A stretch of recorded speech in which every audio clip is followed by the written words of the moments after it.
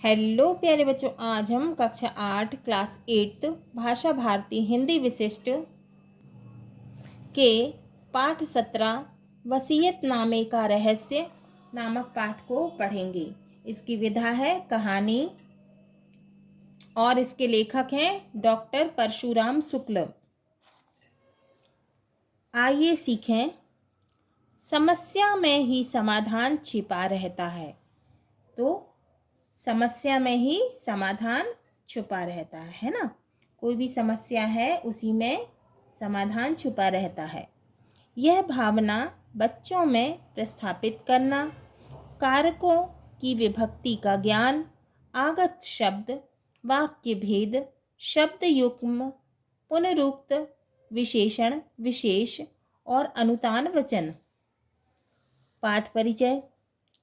इस कहानी में गांव के एक वयोवृद्ध किसान माने बहुत उम्र वाले है ना, वृद्ध माने बूढ़े किसान की न्यायप्रियता, दूरदर्शिता, ईमानदारी, निष्पक्षता और बुद्धि चातुर्य माने बुद्धि चतुराई से परिचित कराया गया है।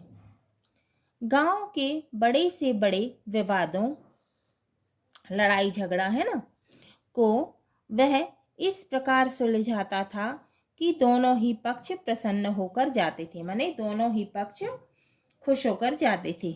उसके 4 पुत्र और 1 पुत्री थी। तो उसके 4 बेटे थे और 1 बेटी थी। उसने अपनी वसीयत में लिखा था कि मेरी जायदाद मेरे 3 पुत्रों में बांट दी जाए और विवाद की स्थिति में जो भी निष्पक्ष न्याय करे उससे मेरी पुत्री का विवाह कर दिया जाए।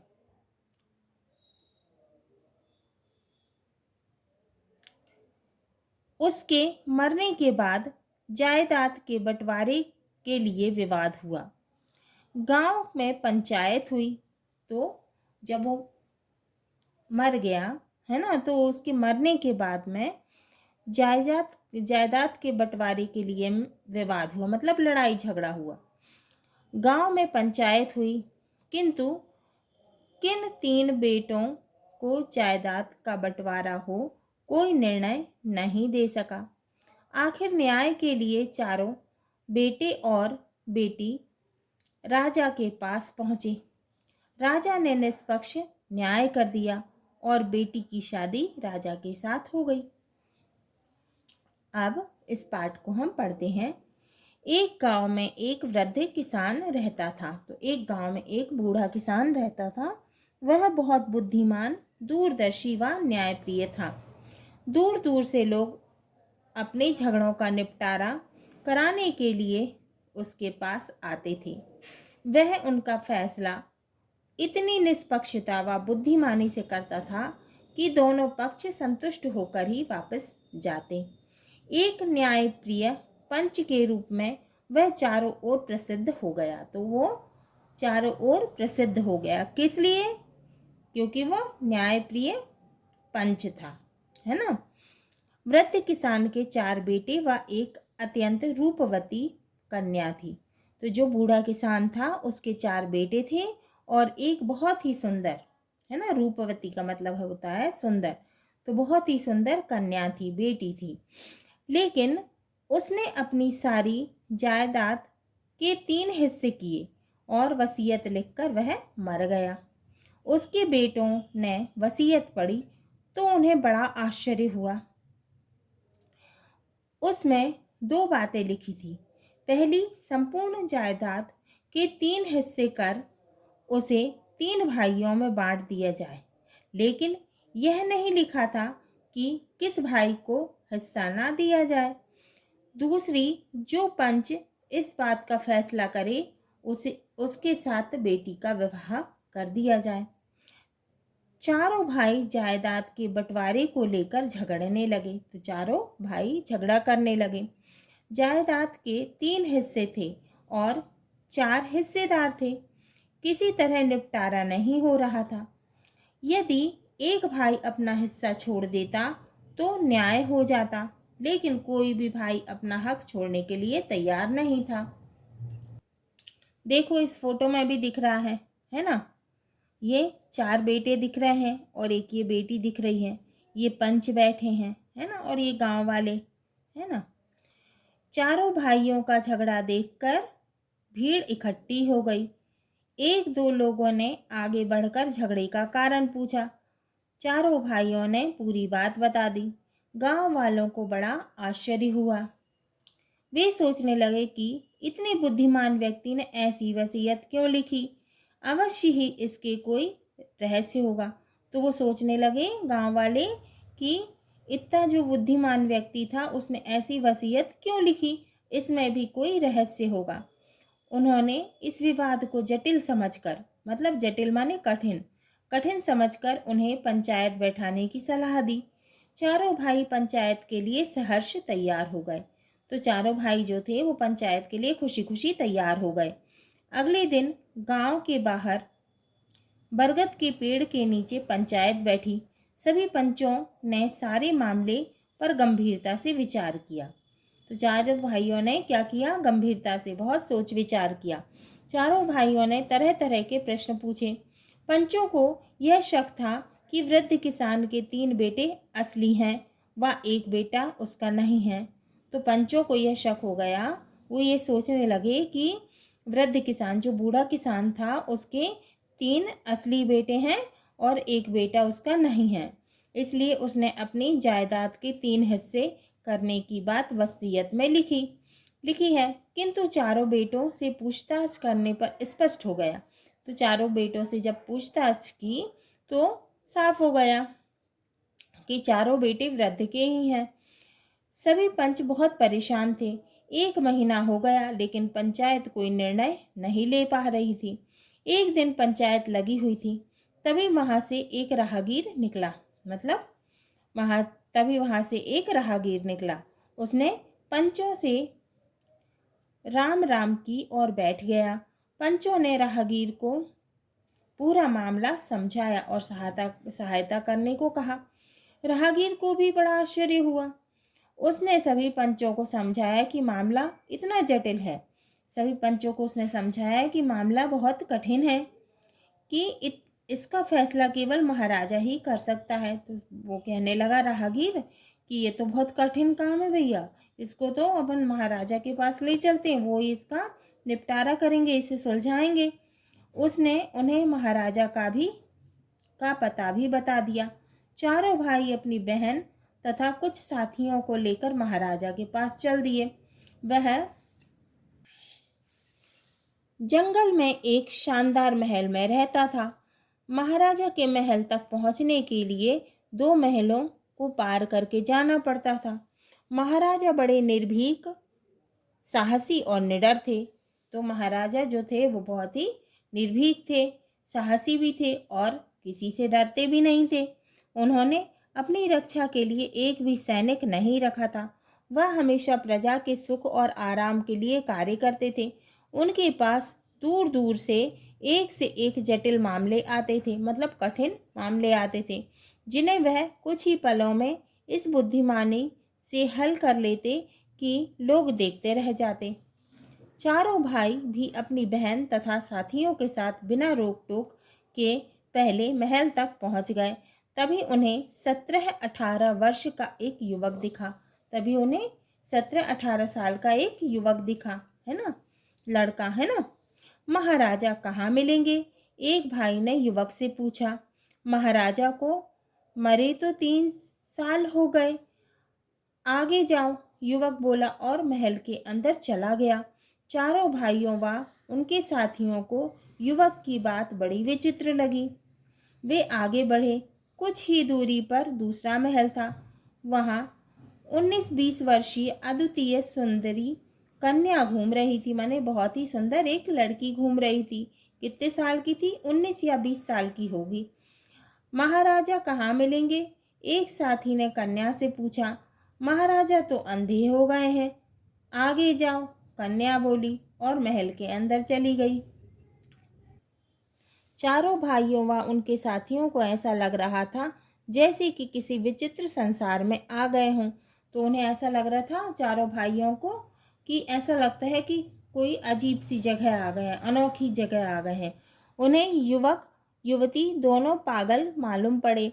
वे आगे बढ़े। सामने महाराजा का महल था।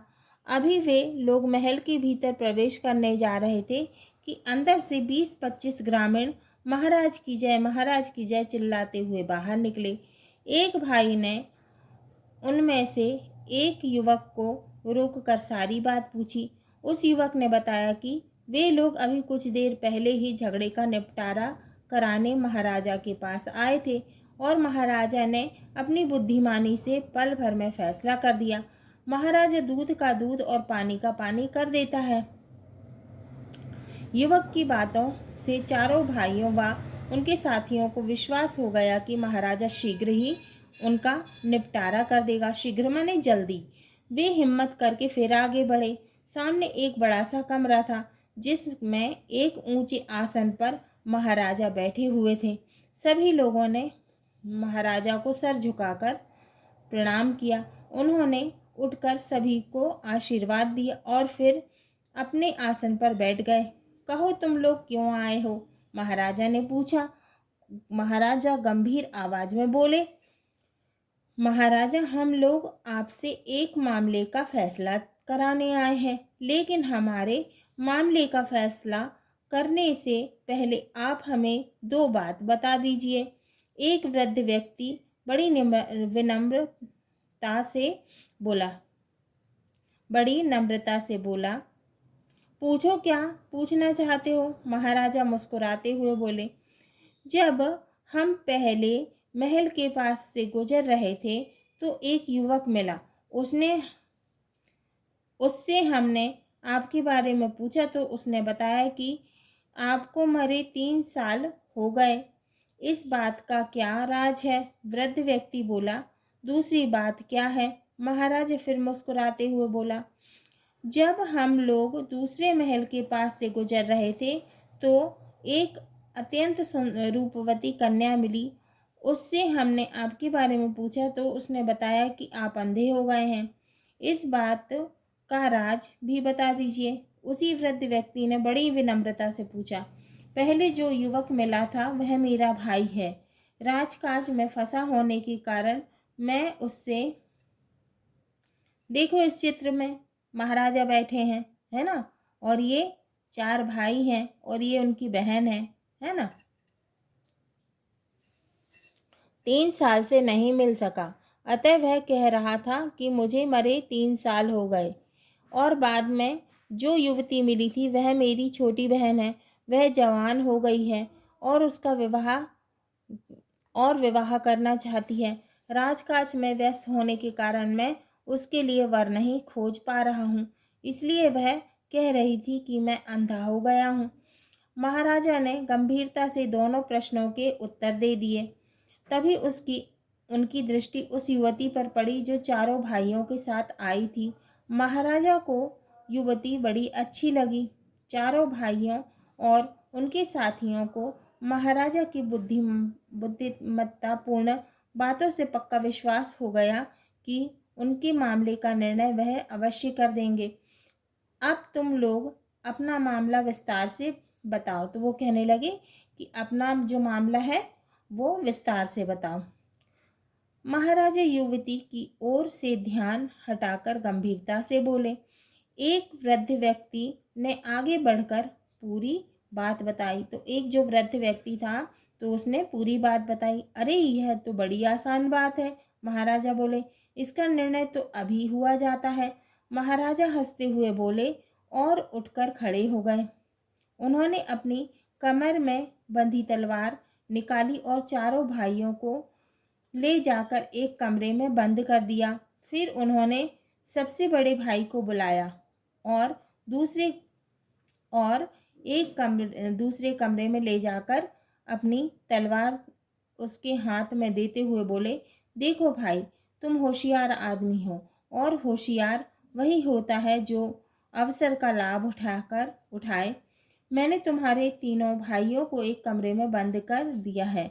वे खाली हाथ हैं और तुम्हारे पास तलवार है। तुम अपने तीनों भाइयों को मार डालो। मैं तुम्हें सारी जायदाद का मालिक बना दूंगा। महाराजा ने उसे अपनी युवा बहन से विवाह का लालच भी दिया।